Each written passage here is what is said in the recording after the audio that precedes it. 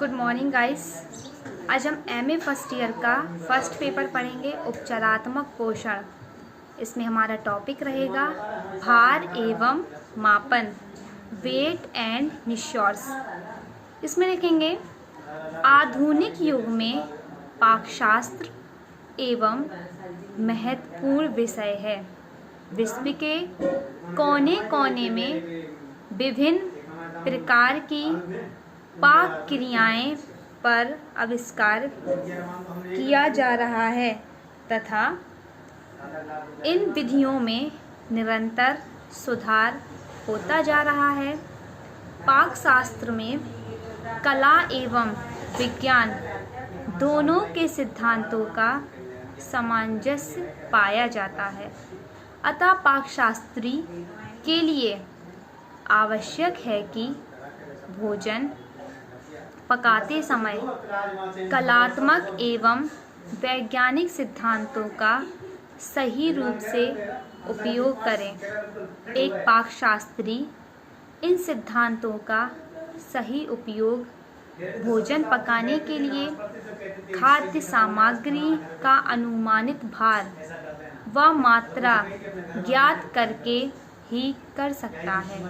जब हम पूरे परिवार के लिए भोजन तैयार कर रहे हैं, तब हम खाद्य सामग्री को मापने के लिए चम्मच, प्याली, कटोरी या गिलास का उपयोग करते हैं।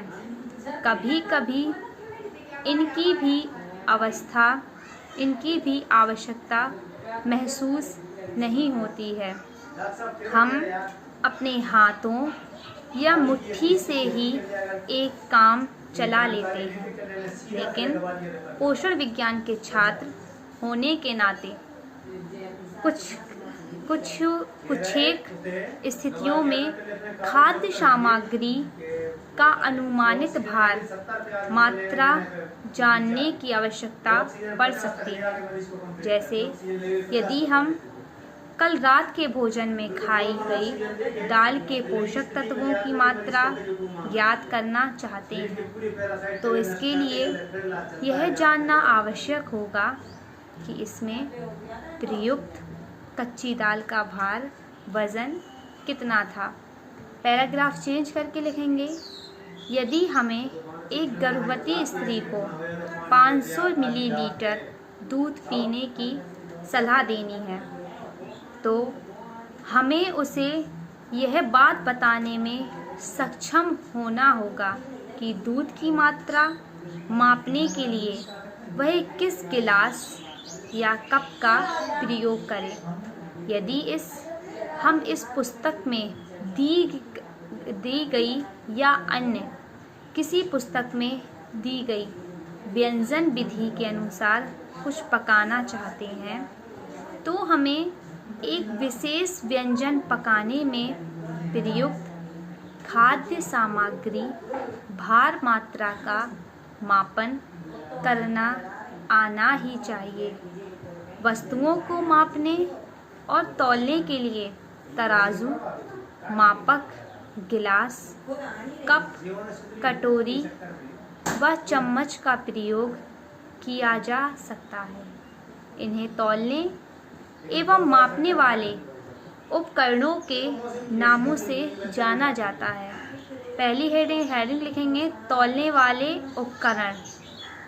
इसमें लिखेंगे कोई उपकरण जिसका उपयोग भार वज़न ज्ञात करने के लिए किया जाता है, तौलने वाला या वज़न करने वाला उपकरण कहलाता है। इस प्रकार के उपकरणों के विविध प्रकार एवं उप प्रकार होते हैं। घरों में प्रयोग किए जाने वाले तौलने के उपकरण वाणिज्यिक स्थानों पर प्रयुक्त उपकरणों से अलग होते हैं, क्योंकि घरेलू उपकरण एकदम सटीक नहीं होते हैं और ये बहुत थोड़ी मात्रा को ही तौल पाते हैं। यद्यपि घरेलू स्तर पर तौलने हेतु ये उपयुक्त होते हैं। नेक्स्ट हेडिंग लिखेंगे तौलने वाले घरेलू मशीन। इसमें लिखेंगे तौलने की घरेलू मशीन अपनी क्षमता अनुसार 5 से 10 ग्राम से लेकर 500 से 200 ग्राम तक भार का मापन कर सकती है। इस मशीन के 2 मुख्य भाग होते हैं। पहला मशीन का मुख्य हिस्सा, दूसरा अलग किए जा सकने वाला कटोरा या तश्तरी। फिर लिखेंगे मशीन के मुख्य हिस्से पर 3 चीज़ें और भी दिखाई पड़ती हैं। पहला भार या वज़न का संकेत करने वाला निशान, सेकंड संकेत करने वाली सुई और थर्ड समायोजन करने वाला नॉब। फिर पैराग्राफ चेंज करके लिखेंगे जब तौलने के लिए किसी वस्तु को कटोरे या तस्तरी में रखा जाता है तो भार का संकेत करने वाली सुई घूमकर उस वस्तु का वज़न बताती है।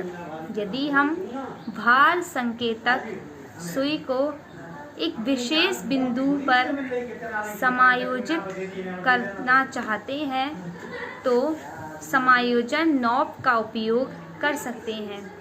इस यंत्र द्वारा किसी भी कच्चे या पकाए हुए खाद्य पदार्थों का वज़न ज्ञात किया जा सकता है। कुछ खाद्य पदार्थ सूखे होते हैं और उन्हें जब वज़न लेने वाली तस्तरी में से निकाला जाता है तो कुछ भी अवशेष तस्तरी या कटोरे में नहीं छूटता है, जैसे गेहूँ, सेब, केला, अमरूद आदि। अतः इन सभी खाद्य पदार्थों को सीधे ही तस्तरी या कटोरे में रखकर तौला जा सकता है, लेकिन कुछ खाद्य पदार्थ जलीय, चिपचिपे, तौलिए और चूर्ण के